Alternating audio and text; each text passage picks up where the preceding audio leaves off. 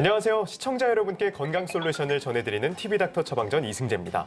우리 아이들이 잘 먹고 쑥쑥 크는 것 모든 부모들의 바람이겠죠. 하지만 또래 친구들에 비해 지나치게 빨리 크고 빨리 신체 변화가 일어난다면 치료가 필요하다고 하는데요.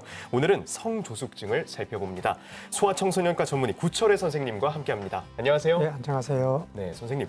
성장 속도가 다른 아이에 비해 유달리 빠른 친구들이 좀 있잖아요. 네. 이런 친구들 성조숙증이라고 한다면서요. 예, 그렇습니다.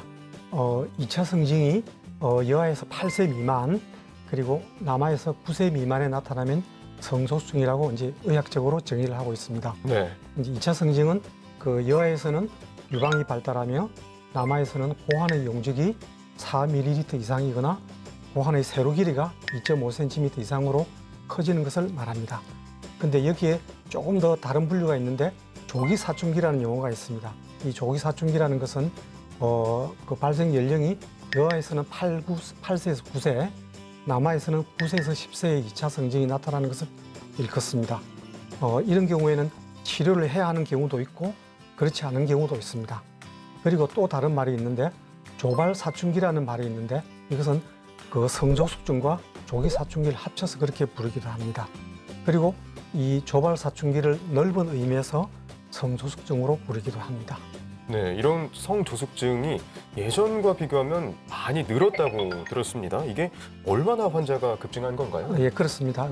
건강보험심사평가원 통계를 보면은 2016년도에 8만여 명이었는데 2020년에 13만여 명으로 4년 사이에 50-60% 정도 증가하고 있습니다. 와, 4년 만에 네. 그렇게나 많이 증가하는 뭔가 이유나 특별한 원인이 있을까요? 예, 먼저 가장 큰 원인으로서 식습관의 변화를 들 수가 있겠습니다. 식습관이요? 예, 예를 들어서 그 햄버거나 피자 같은 그 칼로리가 많은 인스턴트 스틱을 많이 먹거나 또는 그 운동 부족, 예를 들어서 이제 이번 그 코로나 사태를 계기로 해서 어린이들이 학교를 가지 않고 집에서 많이 먹고 그렇게 해서 오는 비만으로 인한 호르몬 불균형, 네. 그다음에 환경 호르몬, 스트레스, 그다음에 TV나 인터넷을 통한 성적 자극에 대한 노출, 그런 것들이 원인으로 지목되고 있습니다. 그렇군요. 네. 그러면요, 우리 아이가 성조숙증인지 아닌지 판단하기 위해선 어떤 검사를 해야 될까요? 우선 나이를 보고 2차 성징이 있는지를 살펴보는데 네. 여기서 이제 중요한 것이 진행 속도를 갖다가 봐야 됩니다. 진행 속도요? 네, 진행 속도. 네. 그러니까 어린 나이에 2차 성징이 나타난다 해서 그것이 항상 문제가 되는 것은 아니고요. 네. 진행 속도가 계속해서 진행을 한다면은 문제로 삼습니다. 3개월 내지 6개월 간격으로 키가 자라나는 속도와 2차 성징이 진행하는 여부를 봐서 진행하지 않으면은 그대로 두고 보기도 합니다. 그리고 골 연령이 실제 나이보다도 많이 앞서 있을 때, 많이 앞서 있다는 것은 1세 이상 앞서게 되면은 관찰 기간 없이 바로 병원에서 성선 자극 호르몬 방출 검사를 시행합니다. 네. 이 성선 자극 호르몬 방출 검사에서 LH 즉 광채 형성 호르몬이 5단위 이상이면은 진성 성조숙증으로 진단하게 됩니다. 성조숙증과 관련한 사연이 도착했습니다. 선생님께서 사연을 잘 들어주시고요. 그에 맞는 네. 처방 내려주시면 네네네. 됩니다. 네네네. 네, 사연 들려드릴게요. 안녕하세요. 초등학교 1학년 아이를 키우는 엄마입니다. 얼마 전 아이 목욕을 시키는데 가슴을 보니까 살짝 나와 보이는 거예요.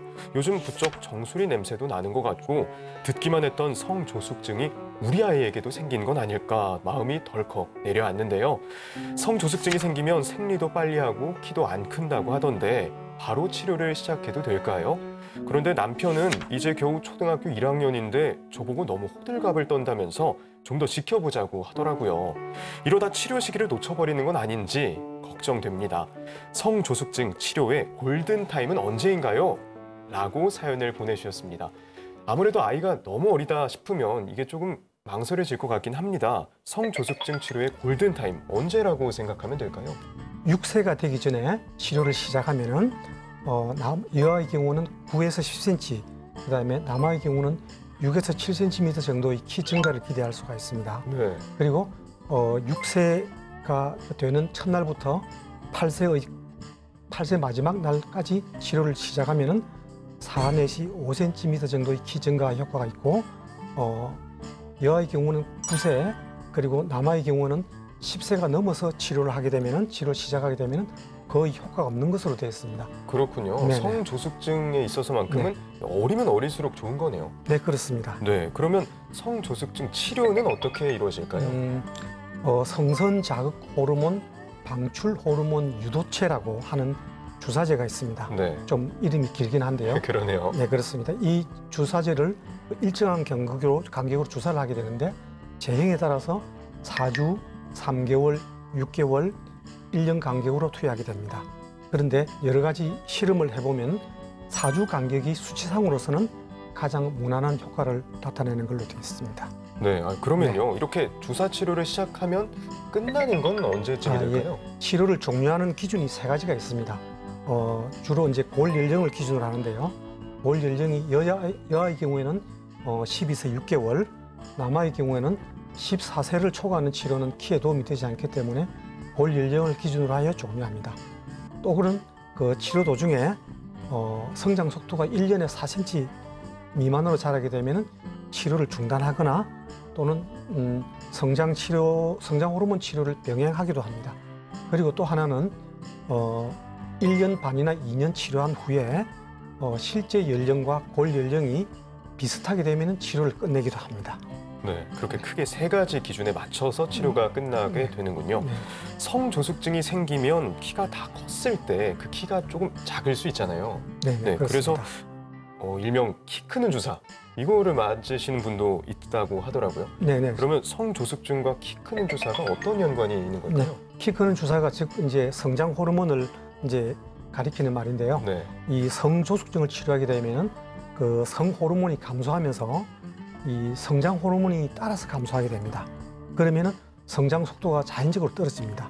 그러면서 1년에 이제 성장 속도가 4cm 미만으로 감소하게 되면은 치료를 중단하기도 하고 또는 성장 호르몬을 갖다가 보충하기 위해서 성장 호르몬을 같이 투여하기도 합니다. 그러면은 이 성장 호르몬을 투여하지 않았을 때에 비해서 1년에 2cm 정도 더 키를 키우게 하는 효과가 있습니다. 그리고 이제 치료를 시작했을 때 이제 그 성인이 됐을 때 이 어린이가 몇 센티미터까지가 키가 클 수 있을지를 예측을 해보는데 그런 경우에 너무 작다고 예측됐을 때 예를 들어서 여자의 경우는 155cm가 안 된다든지 남자의 경우는 165cm가 안 될 걸로 예상이 되면은 처음부터 성장 호르몬을 투여하기도 합니다. 이번 코너는 OX 퀴즈로 긴가민가 알쏭달쏭한 건강 속설을 올바르게 알아보는 시간입니다. 선생님 문제 내주시죠. 네, 알겠습니다. 2차 성징이 없으면은 성조숙증이 아니다. 아까 제가 설명을 쭉 들었을 때 이게 판단 기준 중에 하나가 2차 성징인 것 같거든요. 그래서 정답 O 해보겠습니다. 정답은 X입니다. X군요. 네. 그러면 2차 성징이 없어도 성조숙증이라는 그렇습니다. 말씀이신가요? 네네. 그러니까 겉으로 나타난 증상이 없어도 성조숙증이 있을 수 있습니다. 우리 몸에서 나타나는 순서가 있습니다. 첫 번째로 혈액에서 호르몬 수치가 먼저 올라갑니다. 그리고 3, 4개월 후에 신체의 변화, 예를 들어서 여아의 경우는 가슴 멍울이 생기기 시작하고 남아의 경우에는 고환이 커진다든지 이런 변화가 나타나고 그로부터 또 몇 개월 후에 골 연령이 증가하게 됩니다. 그리고 이제 어떤 어린이 같은 경우는 체질적으로 가슴 발달이 더딘 아이들이 있습니다. 그런 경우에는 훨씬 더 늦게 신체 변화가 나타날 수가 있습니다. 그런 경우에 신체 변화가 나타나기 전에 초음파 검사를 해보면은 자궁이 커지고 모양이 성인형으로 변하고 또 난소에 머리에서 나타나는 여러 가지 변화가 먼저 나타나기도 합니다. 그래서 그 외관상 성조숙증으로 보이지 않더라도 얼마든지 성조숙증일 수가 있습니다. 그렇군요. 네, 그러니까 그렇습니다. 겉으로 드러나는 2차 성징이 없더라도 네. 이게 호르몬이 증가하고 몸에서 네. 변화가 생길 네. 수 네. 있군요. 알겠습니다. 그러면 키가 갑자기 큰다거나 이렇게 했을 때 한번 조금 더 주의 깊게 관찰해 볼 필요가 있겠네요. 네, 그렇습니다. 네. 알겠습니다. 다음 문제 주시죠. 네. 이번에는 좀 쉬운 문제를 드리겠습니다. 그럼 맞춰야 될 텐데요. 네. 성조숙증은 남자보다도 여자가 훨씬 많다? 몰랐는데 약간 쉽다고 해주셨고요. 네. 그리고 이 말을 듣고 생각해 보니까 이걸 고민하시는 분들이 거의 여자아이를 둔 부모들이신 것 같아요. 그래서 O 해보겠습니다. 네. 예, 맞습니다. 아, 그렇군요. O입니다. 네, 네. 그러면 네. 여아에서 네. 더 많이 생기는 거네요. 여자가 남자보다 10배 많습니다. 훨씬 많습니다. 10배요. 네, 네, 그렇습니다. 여자에서 유독 많은 이유가 여아의 뇌가 환경의 변화에 대해서 예민하게 반응하고 또 상대적으로 체지방 비율이 높아가지고 거기서 나오는 그 아로마타제가 성호르몬을 많이 분비하게 하기 때문입니다.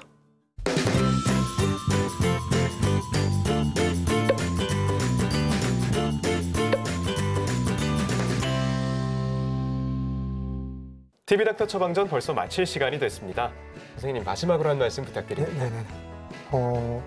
제가 중고등학교 다닐 때 그 외국에서 하는 그 축구 중계 방송을 들으면은 후반부에 우리나라 선수들이 그 체력이 딸려서 실점을 많이 해 경기에 졌던 그런 기억들이 많이 있습니다. 그런데 최근에는 그런 말을 듣지 못했습니다.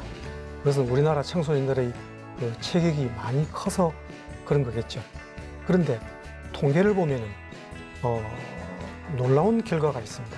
우리나라 20대 청년의 키가 더 이상 크지 않고 정체이거나 감소 상태에 있습니다. 그 원인으로서 성소수증이 지목되고 있습니다.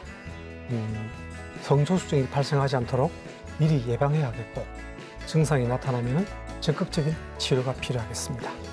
선생님 오늘 말씀 감사합니다. 네, 감사합니다. 다음 주에도 유익한 주제로 돌아오겠습니다. 대한민국 모두가 건강해지는 그날까지 TV닥터 처방전 다음 주에 만나요.